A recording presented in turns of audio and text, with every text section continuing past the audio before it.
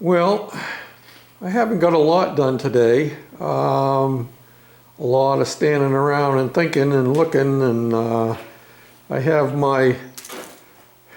both of my kick-ups done in the back, and I'm trying to decide what I'm going to use for a rear cross member, whether I want to use round tubing like that, or if I want to use one of the original cross members. I don't know. It kind of depends on what I find for suspension, which I haven't finalized. I'm still looking, trying to find. I found a spring. I think I'm waiting for a call back or a reply to my email for the front suspension, but it has to be 24 inches or less from eyelet to eyelet for my front suspension. And even if they come up with, even if it's the right thing for me, I need to come up with the money. I don't have the money for it at the moment, which is slows things down a little bit, but not a lot because I keep on going. And you saw in my last update that I had the frame rails apart. Right now I've got it temporarily bolted together using some of the original cross members. There's one bolt on each side on this one, and I think that I'm going to end up taking this cross member here, and it's actually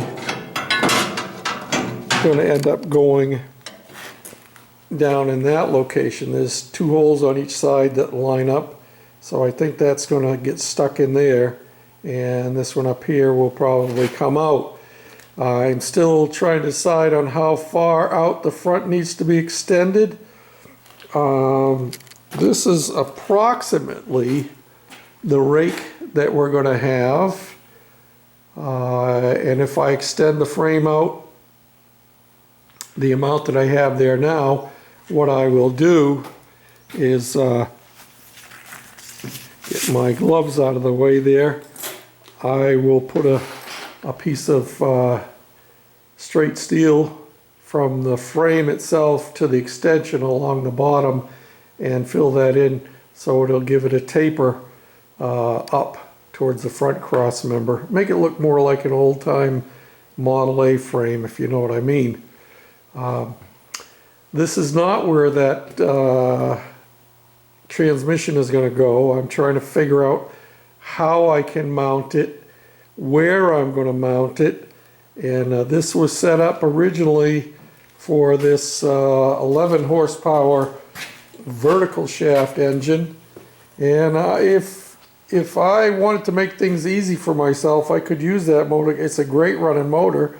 Some of you will remember I got it started last year after it had been sitting for 30 something years, 37 years or something like that. And it actually ran pretty good, and I got it so I could drive it around. So I know the transmission is good too. And that would make it a whole lot simpler, because then this transmission could mount this away. Transmission could mount this way, the way it was originally intended, with a pulley on the bottom, and it would just be a matter of I could actually, that would make things a whole lot easier, because I could actually move that transmission right back here, and it wouldn't have to be in line with the motor at all, because it would be belt drive across the bottom. And I'm hoping that I'm going to be able to use the centrifugal clutch that Mr. Heavy Chevy and his family sent me last year. Put that on whatever motor I use, and be belt drive to the transmission, and then off the transmission we'll have chain drive to the rear end. And I have two rear axles that I can use. One that came off of the